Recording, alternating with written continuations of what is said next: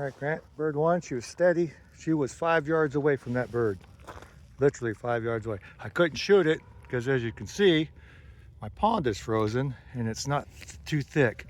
I didn't want her going out in it. Okay, this is bird two.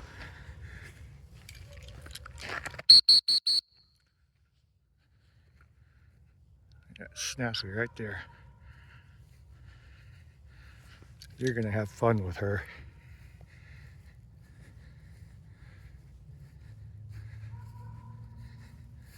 And again, I don't hardly say anything to her out in the upland field. I have to say anything when we flush the bird, other than releasing her.